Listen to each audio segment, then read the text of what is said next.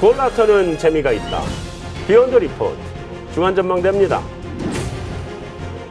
오늘도 우리 금리시장의 핫한 아이템들을 리포트 밖의 이야기까지 탈탈 털어보겠습니다.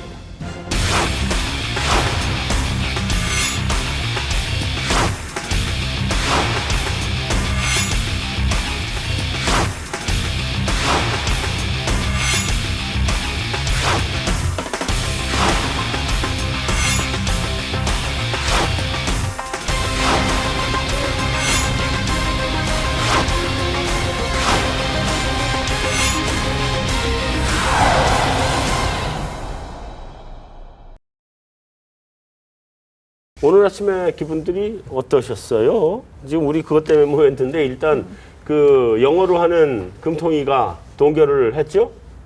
예, 오늘 아침에 느낌 황당했다며요? 네, 저는 그냥 황당했어요. 그냥 황당. 그 소감을 한번 조금 더 길게.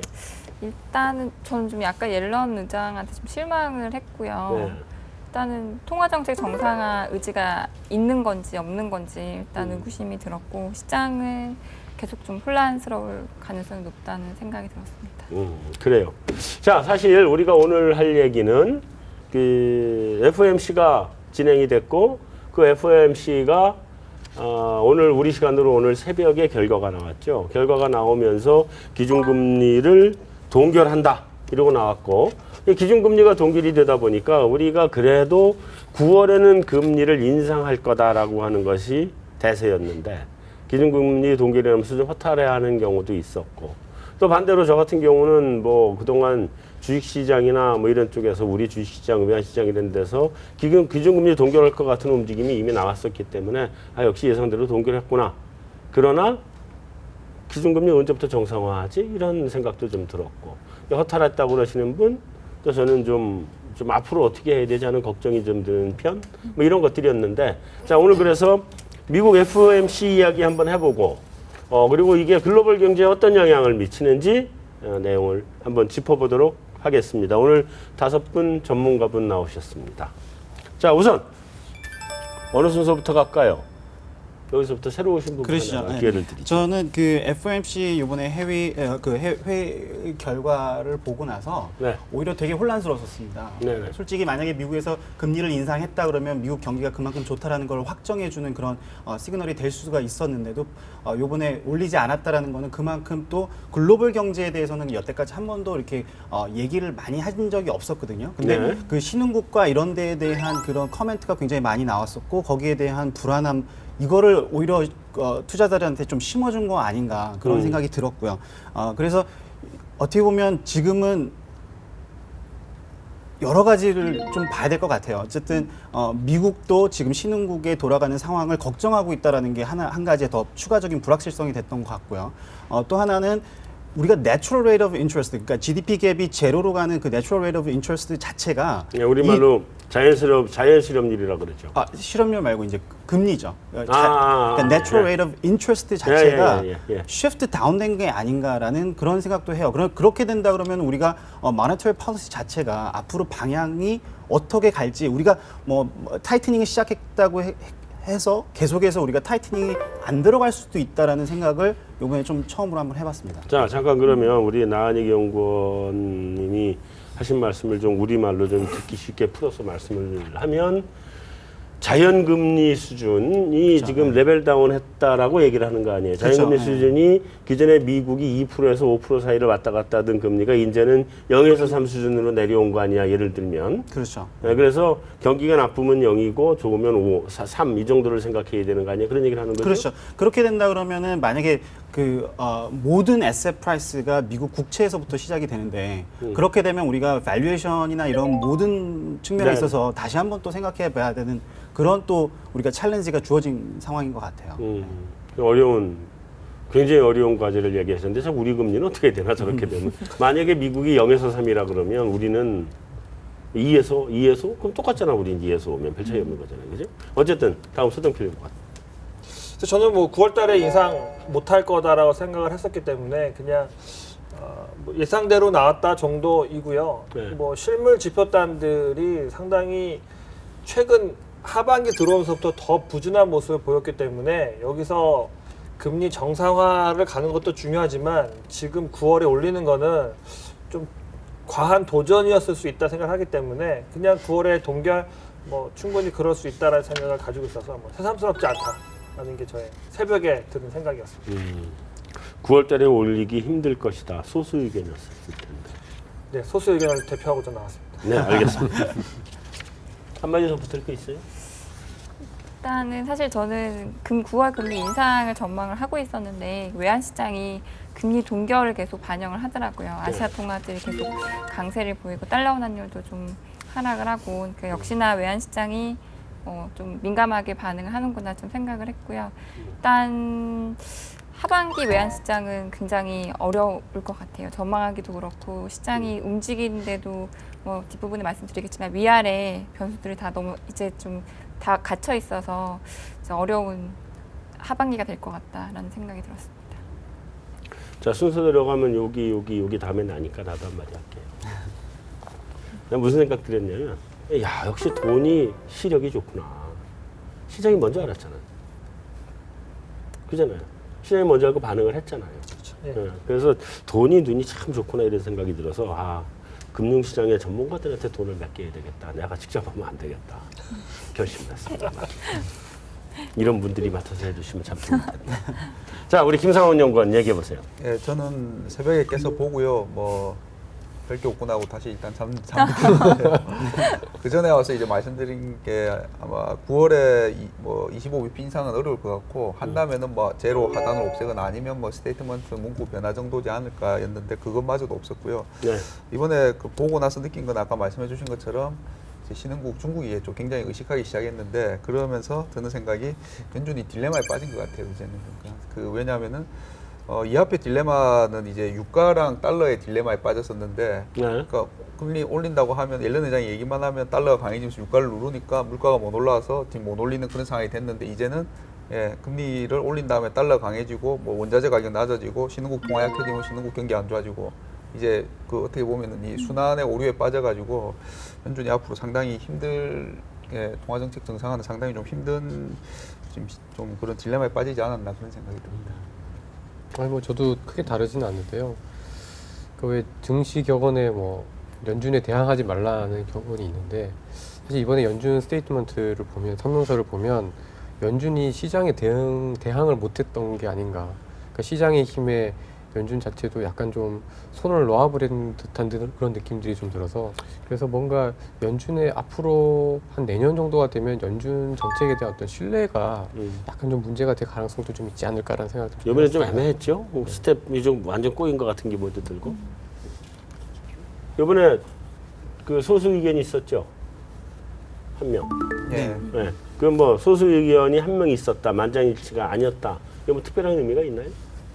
이분이 원래 연준의 대표적인 매파시거든요. 보면 네. 매파 3인방 중에 한 분이신데 두 분은 은퇴하셨고 네. 남은 매파 중에 투표구까지 신 유일한 분이신데 네. 이분은 6월부터도 올려야 된다고 계속 하셨던 분이기 역시 때문에 매파답게. 네. 그러면 내년에 많이 물갈이 되죠? 예. 매파가 많이 들어오네.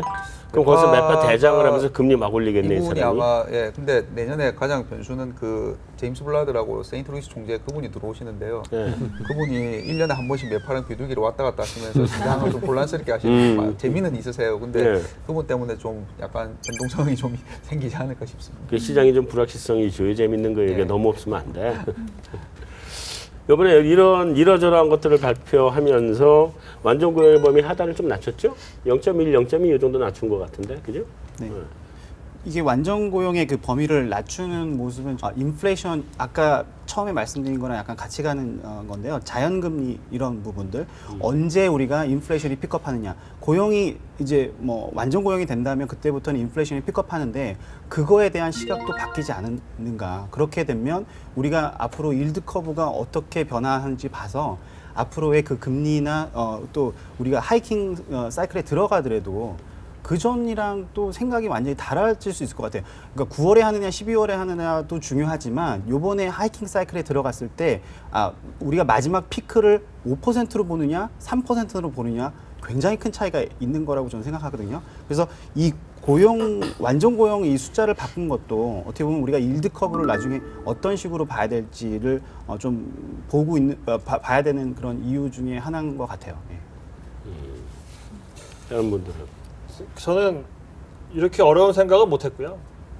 그동안에는 그 고용 지표에 있어서의 한 실업률의 5% 정도 되면 금리를 올린다는 전제 조건 중에 하나였는데 이제 네. 5%에 들어왔는데 못 올리니까 전반적으로 좀 낮추면서 시간을 벌겠다라는 의지가 하나 있었던 게 아닌가 싶고 저희가 고용 지표를 헤드라인만 보면 되게 좋게 보지만 실제로 참여율 같은 거 보면은 뭐 계속 떨어지고 있으니까 전반적으로 헤드라인 수치 말고 그 한 단계 아래에 있는 질적인 것까지 감안을 해 보면 지금은 5%가 이 완전 고용, 뭐 자연 실업률이다라고 하는 것보다는 좀 더 낮춰놔야 되는 것이 아니냐라는 의견이 나왔기 때문에 일단 숫자는 좀 5자리를 4자리로 바꾼 이런 것이 아닌가 생각을 좀 해봤습니다. 아, 그러니까 경제활동 참가율이 낮아서 고용률 자체가 높지 않은 부분을 실업률 그 완전 고용 실업률 타겟에다가 반영을 좀 해야 된다. 뭐 그런 의도가 있었던 것이 아닌가.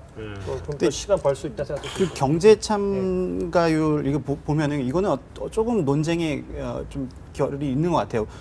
솔직히 미국도 베이비 부머들이 리타일하면서 그분들이 이제 노동 인구에서 빠져나가는 이런 것들 때문에 구조적인 이슈 때문에 이게 떨어진다고 저는 보고 있거든요. 그래서 지금 미국에서 그 기업들을 서베이를 해보면 최근에 이제 인상 그러니까 우리가 웨이지 그로스가 나오는 회사들을 이제 보면은요 계속해서 올라가고 있거든요.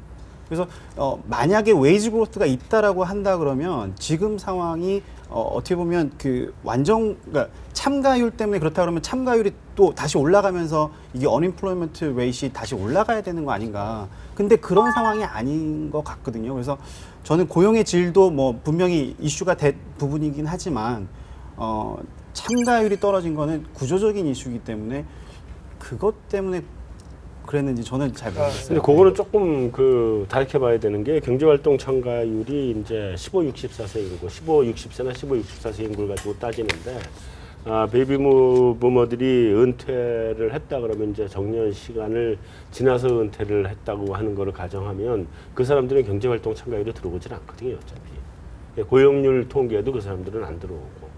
그러니까 물론 55세에 내가 리타이어를 했다 그러면 이제 경제활동 참가율에도 들어오고 뭐 고용률 통계도 들어오고 이제 들어오는데 그 사람들이 나이가 이제 60세 넘고 이래서 빠져버리면 그건 안 들어오거든요. 그렇죠. 하지만 이제 제가 이제 말씀드리고 싶었던 거는 지금 만약에 그게 문제였다 그러면 지금 웨이지 그로스도 나올 수가 없는 거고 그다음에 언임플로이먼트 레이트도 참가율이 올라가면서 다시 올라가는 모습이 나올 수 있다라는 거죠. 근데 그런 모습이 안 나오기 때문에 전 솔직히 이 부분에 대해서 되게 저도 애매하고 예, 일단 누군가 통계를 확실하게 한번, 좀 얘기해 줄 수 있었으면 좋겠어요. 예. 통계를 한번 보기는 봐야 될 텐데 63에서 57인가까지 빠졌다지만 50한9 정도 왔을 거거든요, 고용률이.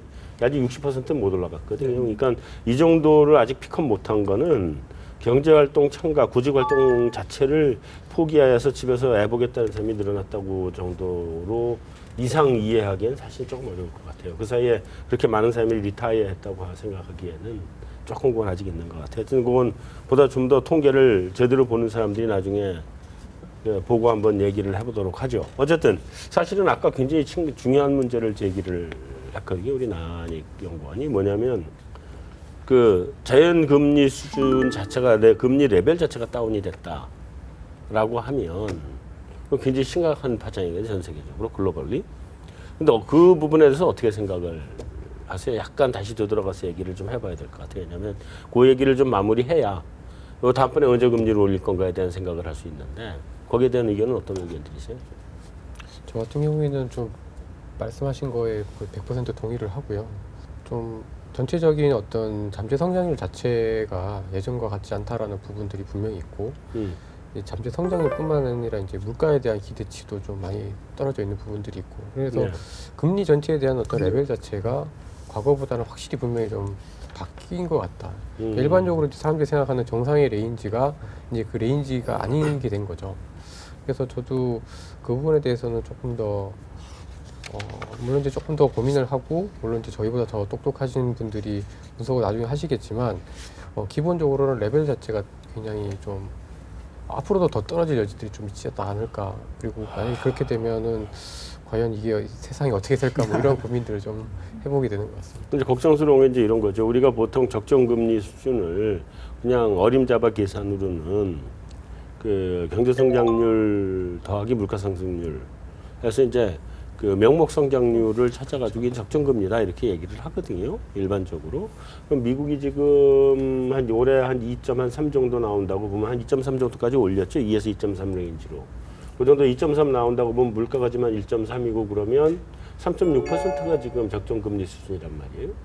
근데 그게 이제 미국의 새로운 타겟 레인지로 그렇게 내려와 버린다 그러면 이제 미국 성장률이 정말 2%, 3% 정도까지 가고 물가 상승률이 이제 이 유가가 레벨 다운해서 내년부터 물가 상승률이 제대로 나올 텐데 물가 상승률이 타겟 그 물가인 한 2% 수준까지 가고 그럼 다음 5% 레벨로 가거든요. 근데 5%의 노미널 성장률을 가고 있는데 금리를 3%까지 4%까지만 가서 통화를 제대로 공급을 안 하게 되는 결과가 될 텐데 통화를 참 너무 많이 공급하는 결과가 될 텐데 죄송합니다. 너무 많이 공급하는 결과가 될 텐데 그럼 또다시 자산시장의 버블을 만들어낼 수밖에 없단 말이죠. 그게 이제 화폐 유통 속도가 떨어진다거나 뭐 어쩌거나 이러면 모르겠지만 역시 또 다른 버블이 생겨나는 문제가 와서 결국 그 두 가지 더한 걸로 가지 않을까 하는 게 내 생각인데 성명서에 보면 당초에는 올해 중에 금리를 올려야만 될 그 환경이 올 것이다라는 게 첫 번째였었잖아요, 전에. 근데 이번에는 올해 내로 금리를 인상할 가능성도 있다 아니에요. 그러니까 안 올릴 수도 있는 것은 얘기가 확 바뀌어갔거든요. 첫 번째 돌발 퀴즈. 올해 내로 있다 없다. 하나 있다고 생각하시는 분 손 들어주세요. 하나, 둘, 셋. 아 올해 내로 있다 세 분. 혹시 여기는 있기를 바라는 거 아니야? 아닙니다. 아니야? 제가 왜? 자, 두 분은 올해 내로 없다고. 오케이. 자, 있다고 생각하시는 분들만 두 번째 퀴즈입니다. 자, 10월이냐, 12월이냐. 둘 중에 하나입니다. 자, 10월에 손 들어주세요. 하나, 둘, 셋. 없네. 12월이네. 좋습니다. 왜 12월이라고 생각하세요? 네, 얘기해보세요. 뭐, 딴 데 보지 말고. 네. 왜 이렇게 갑자기 약한 모습, 오늘 들어서? 9월에 안 해가지고 일단은 이미 좀 신뢰성에 대해서 많이 훼손이 된 것 같긴 하지만 네.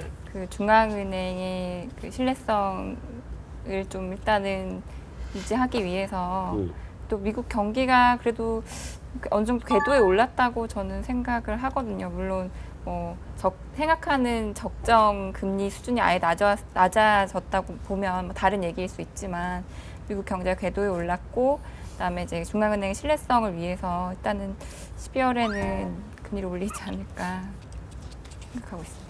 저는 개인적으로 지난번에 이제 10월 달에 10bp를 네. 큐트하게 얘기했었던 기억나는데요. 지금은 요번에 그 FOMC 스테이트먼트를 보고 나서 12월 가능성은 아직도 있다라고 보는데 되게 혼란스러운 부분이 그런 것 같아요. 저는 아까 뭐 우리가 완전 고용 얘기도 했었지만 저는 미국 고용 시장이 되게 좋다고 생각을 했거든요. 그러니까 요번에 솔직히 묻혔어요. FOMC 때문에 묻혔지만 요번에 잡레스 클레임이 정말 좋았거든요. 그리고 이게 노동 가능 인구로 나눠서 볼 때는 앱솔루트 넘버로 보면 이거보다 낮은 적도 있었어요. 근데 노동 가능 인구로 나눴을 때는 이거보다 낮은 적이 없었거든요.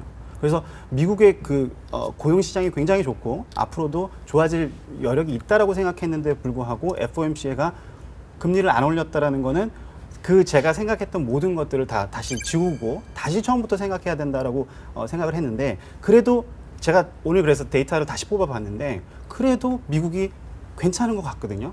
그래서 저는 12월을 좀 주목해야 된다고 생각합니다. 네, 저 같은 경우도 올리더라도 많이는 못 올리고 굉장히 뭐 절대금리 아까 말씀하신 그 수준도 내려갔다고 생각은 하는데요.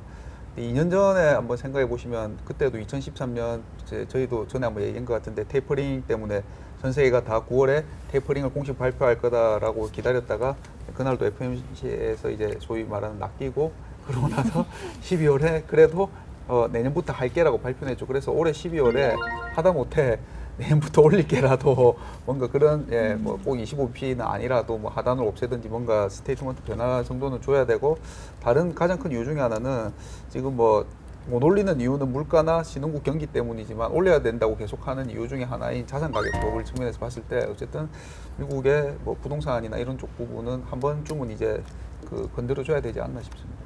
내년 언제쯤? 내년 이 내년 언제쯤이라는 거에 대한 찬바람 가셔야 되지 않을까. 아, 3, 4월 넘어가야. 아, 이거는 뭐 절반은 여담인데요. 왜냐하면은 이 여담처럼 들리겠지만 날씨가 또 중요하잖아요. 왜냐하면 14년 겨울, 15년 겨울 되게 추워서 1분기에 GDP가 엄청나게 못 나왔거든요. 계절적 요인이다라고는 두 번 다 하지만 그랬어요. 사실 계절적 요인 때문에 북동부 지역의 계절적 요인 때문에 전 나라의 GDP가 다 그렇게 마이너스 들어갈 정도에 대해서는 물음표가 좀 있고요. 그래서 여담이지만 날씨 한번 봐야 되는가 싶기도 하고 지금 최근에 나오는 지표들이 대부분 다 아래로 흘러내려가고 있거든요. 다른 뭐 자산 가격, 버블 이야기도 있지만 흘러내려오고 있는 게 과연 올해 찬바람 불 때 정상화가 될 수 있는가에 대한 물음표가 있어서 올해보다는 차라리 내년이 아니겠는가 이렇게 생각을 하고 있습니다. 뭐 저도 비슷한 생각인데요. 저는 몇 월 일단 저는 2분기 생각합니다. 2분기? 몇 월이다라고 하면은 더 늦어지네. 4월. 4, 5, 6? 네. 왜? 그러니까 최근에 이제 저는 이제 미국 기업들의 신용 스프레드 많이 보는데요. 이게 장기 금리는 계속해서 떨어짐에도 불구하고 이 신용 스프레드 계속 이렇게 늘어나고 있는데, 뭐 이게 처음에는 사실 이제 유가 얘기를 많이 했거든요. 그러니까 유가가 떨어지면서 미국 기업들 중에 특히 에너지 기업들 중에 작은 업체들이 레버리지를 많이 얻은 기업들이 이 자금 조달에 대한 부담을 이기지 못하고 이렇게 신용 스프레드가 높아지고 있다라고 하는데, 지금 이제 그들의 신용 스프레드가 최근에 들어서는 조금 진정되긴 했지만 어쨌든 2008년 금융위기 때만큼 이렇게 높아져 있기 때문에 사실은 여기서 금리를 이번에 만약에 못 올렸다라고 하면 사실 연말까지도 뭐 이러한 상황 자체가 크게 변할 것 같지는 않고, 이게 약간 이러한 것들이 좀 많이 가시려면 최소한 6개월 정도의 시간은 좀 필요하지 않느냐라는 거죠. 그렇게 되면은 내년 정도 그렇게 좀 보고 있습니다. 시장에서 움직임 아주 간략하게만 짚어보고 넘어가죠. 한 1분 내로 주식시장, 미국 주식시장 누가 짚어줄래요? FOMC 결과 이전까지는 살짝 올랐다가요. 네. 나온 이후에는 뭐 주식시장은 다 마이너스 반전했었는데 크진 않았습니다만 어쨌든 결과를 보고 오히려 주식시장은 일정 부분에 뭐 차익실현 매물이 나왔다 이렇게 표현할 수 있을 것 같습니다. 채권 시장은? 금리는 2년물 이제 통화 정책을 반영하는 2년물 금리는 네. 13bp 정도 하락했고요. 10년물 금리는 한 10bp 정도 하락해서 역시 이번에 못 하는구나. 그리고 뭐 연내 인상에 대한 의구심 이런 것도 좀 생기면서 다 금리는 좀 많이 내려갔습니다. 외환 시장은? 일단 외환 시장은 달러 지수 같은 경우는 이제 하락을 하긴 했습니다. 근데 네. 다른 뭐 신흥 통화들은 이미 좀 금리 인상 지연을 좀 미리 반영을 해 왔거든요. 그래서 오늘 오히려 달러 원환율은 뭐 장중에 좀 변동성이 있긴 하지만은 하락이 굉장히 제한적으로 좀 나타나고 있고, 여타 신흥 통화들도 마찬가지 움직임을 보이고 있습니다. 난 그 시장에서의 가장 반응을 한마디로 얘기하면 불확실성이 두 개가 됐다. 금리 인상 시기에 대한 불확실성, 다음에 경기 부진에 대한 불확실성이 두 개가 겹쳐져 버렸다. 이번에 금리 인상을 하고 경기가 안 좋을 것 같았으면 그거 하나만 남는데 이건 없어지는데 두 개가 되어버린 상황이라 시장은 좀 좋을 것 같지는 않다는 생각이 드는데, 어쨌든 신흥국 영향을 대표적으로 우리 중국 출장에서 바로 돌아온 허재환 연구원께서 중국 얘기를 집중적으로 해주시겠습니다. 신흥국이 어떻게 영향이 될까요? 중국이 어때요? 중국 때문에 금리 인상 못한다고 그런 얘기 한 것 같은데. 글쎄 뭐 제가 이번에 중국 출장 갔다 와서 느낀 거는 좀 예를 들면 북경과 같은 이런 정책들을 위반하는 지역과 실제로 이제 마켓 시장에 참여하는 사람들의 시각차가 좀 굉장히 심하게 좀 났었던 것 같습니다. 아, 그러니까 이제 북경에서는 예를 들면 이제 중국의 성장률이 떨어지고 있지만 제조업이나 건설업은 굉장히 안 좋지만 이제 서비스업이 되게 좋다. 뭐 이커머스라든가 뭐 여행이라든가 이런 쪽에서 붐하고 있기 때문에 이거는 어떤 중국의 큰 구조조정의 어떤 큰 과정이다. 그래서 중국 경제에 큰 문제가 없다. 이렇게 보는 시각이 굉장히 좀 우선시 되었었는데요. 이제 상해에 가서 이제 시장에서 트레이딩을 하거나 실제로 이제 돈을 버시는 사람들의 시각은 그렇지가 않았습니다. 그러니까 이제 일부 그런 산업들이 좋아지고 있는 건 사실이지만 이미 중국은 제조업은 굉장히 심각한 경기 침체라는 거죠. 그러니까 특히 이제 동북 삼성처럼 옛날에 이제 그 어떤 중공업의 기지가 있는 도시들은 지금 성장률이 이미 명목 기준으로 0%까지 떨어져 있는데 이런 지역에서는 서비스업이 있을래 있을 수가 없다라는 겁니다. 그런 얘기를 하면서 지금 중국 정부가 뭔가 이렇게 통제하에 있는 게 아니라 조금씩 통제의 힘을 잃어가고 있는 거 아니냐라는 어떤 좀 그런 약간 좀 부정적인 시각도 굉장히 좀 우선시 됐었던 것 같고요. 근데 그러다 보니까 사실 저희가 보기에는 중국의 경제 성장률이 만만하게 떨어지는 것처럼 보이지만 실제로 이제 저희가 느끼는 거 그리고 중국을 제외한 나머지 나라들이 보는 거는 경착륙일 수밖에 없었다라는 생각이 좀 들더라고요. 그래서 이제는 중국은 연착륙이니 경착륙이라는 논의의 의미가 없다라는 생각을 좀 많이 하고 왔고 그런 측면에서 보면 사실 뭐 당장의 어떤 중국이 하반기가 된다고 해서 연말이 된다고 해서 성장률이 이렇게 좀 좋아지기는 굉장히 좀 힘들 걸로 좀 느끼고 왔습니다. 중국 경제 안 좋다. 자, 미국 금리가 지금 이제 동결이 됐는데 그래서 금리 시장이 굉장히 불확실성이 이제 가중이 될 텐데 그게 이제 그쪽 주식 시장이나 이런 데도 영향이 아무래도 있지 않을까요? 중장기적으로? 네.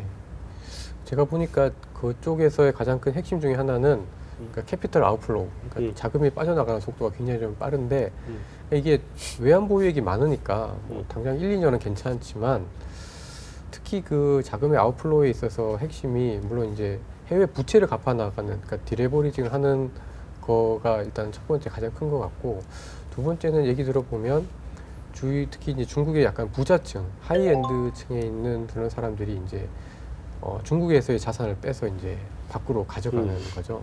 그래서 뭐 홍콩이라든가, 그러니까 홍콩은 아니고 좀 싱가포르라든가 이런 쪽에 부동산들을 많이 이미 샀었고, 뭐 요즘은 이제 미국 부동산이 그렇게 인기라고 하는데 이런 흐름들은 보면 물론 이제 중국이 외환 보유액이 워낙 많고 또 외환 보유액이 부족해진다고 했을 때 이제 뭐 지준율이 여전히 17%, 18% 이렇게 되니까 분명히 정책의 여지가 다른 나라들보다 훨씬 많은 건 사실인데 그렇다고 해서 이러한 어떤 이게 만약에 정말 트렌드가 됐을 경우에 과연 이거를 중국 정부가 막아낼 거냐라는 거에 대해서는 저는 개인적으로 좀 의구심이 있는데 사람들 보면 중국은 한 번도 그런 외환 위기를 겪어본 적이 없기 때문에 그 부분에 대해서는 거의 이제 그 논의나 인지 자체가 없었던 것 같습니다. 사실 난 그 부분에 대해서 동의를 하는데 저 3조 5천억 달러 저거 마르기 시작하면 순식간에 말라요. 뭐 얼마 안 되는. 그래서 외차가 한 2조 가까이 되잖아요. 1조 8천억. 근데 이제 3조 5천억이니까 이제 돈 그렇게 많은 돈을 가진 나라를 본 적이 없으니까 그건 절대로 화수분처럼 마르지 않은 물이라고 생각하지만 담화가 크잖아요. 담화가 큰 데가 마르기 시작하면 순식간에 말라지는 거거든요. 그래서 말 수는 없어요, 사실은. 중국이 문제는 그 부분이 있는데 다음에 한 가지만 짧게 한 1분 내로 답을 좀 해주시면 좋겠는데 이번에 금리 인상이 지연이 됐잖아요. 올해 말이나 내년 초나 금리 인상을 하긴 할 텐데 아시아나 이런 쪽의 국가들 외환위기 뚫을 가능성이 좀 있는 거 아니에요? 자원국가하고? 일단은 이제 버블이 조금 더 이렇게 생겨날까 봐 그것도 걱정인 것 같아요. 사실 지금 특별히 문제가 되는 나라들은 자금이 물론 이제 뭐 상품국 수출국들은 좀 다른 문제긴 하지만 뭐 말레이시아나 인도네시아나 자금이 많이 들어갔던 나라들이 굉장히 우려가 되고 있는 상황이거든요. 그래서 일단 금리 인상이 또 지연이 되면서 이 나라들이 또 다시 조금 자금이 들어가고 더 나중에 또 이제 꺼질 때 더 큰 충격을 줄 수 있기 때문에 그 부분이 더 우려된 것 같습니다. 일단 이게 더 많이 나가는 것보다는 다시 되돌아갈 수 있는 가능성이 생겼다. 좋습니다. 자, 우리 시장 흐름은 어떻게 됐어요? 금리 동결 이후에 외국인들이 좀 들어오고 있나요? 금리가 동결한 뉴스가 나오자마자 장이 좀 밀렸다가 시간 지나고 다시 회복을 했고요. 마찬가지로 외국인들 주식을 사주고는 있습니다. 왜냐하면 지난 한 달 동안 너무 많이 팔았기 때문에 일정 수준 들어오는 부분은 있지만 연속성에 대해서는 여전히 좀 물음표가 있다. 좀 더 봐야 된다. 예. 채권 시장은 어땠어요? 네, 국제 선물 같은 경우도 뭐 좀 들어오는 부분도 있고요. 그리고 이제 금리 동결 부분도 있지만은 그제 우리가 국가 신용 등급이 올랐지 않습니까? 그러면서 좀 이 부분이 뭐 주식 시장도 그렇고 채권 시장에서 다른 신흥국 대비 외국인을 끌어들이지는 못하더라도 나가는 거는 좀 제한해 주지 않을까. 신용 등급 상승의 영향이다. 오히려 금리 동결보다. 알겠습니다. 자, 돌발 퀴즈입니다. 올해 내로 한국 기준금리 인상 있다 없다. 있다 손 들어주세요. 하나, 둘. 인상 아니고 금리 인하잖아요. 죄송합니다. 네. 금리 인하 있다 없다. 하나, 둘, 이따 손 들리는 거예요. 이따. 자, 하나, 둘, 셋. 손 들어주세요. 있다. 있다고 하신 분 네 분이고 있다고 생각 안 하는 분 한 분이니까 질문을 할까요, 말까요? 말아주십시오. 네, 있다고 생각하시는 분을 대표해서 우리 나은익 연구원께서 1분 내로 왜, 언제? 우리 레밀리 디밸류에이션 하나 이유가 있을 거고요. 또 네. 미국이 금리를 인상 안 했다라는 것도 하나 있을 것 같고, 네. 그다음에 우리가 환율이 다시 거꾸로 돌아가고 있다라는 거죠. 그동안 한국 원화가 그래도 디프리시에이트 돼가지고 그 프로바빌리티가 많이 떨어졌다고 생각했는데 최근에 뭐 국가 신용 등급도 오르면서 환율이 거꾸로 간다라는 게 BOK 입장에서는 한 번 정도 더 해줘야 되지 않을까 싶습니다. 그래요. 알겠습니다. BOK가 뭐 우리 가계부채 문제도 걱정을 사실은 좀 하고 있는 상태에서 금리 인하를 더 할 거냐 말 거냐는 뭐 우리 경기 상황이나 환율 상황 여러 가지 종합적으로 해서 결정을 하겠죠. 하여튼 그 미국 기준금리 동결의 영향 또 향후 전망 여기까지 전체적으로 다 종합적으로 짚어본 것 같고요. 오늘 그 주간 전망대는 여기서 메인 토크는 여기서 마무리하고 다음은 이 외신 인사이드로 넘어가도록 하겠습니다.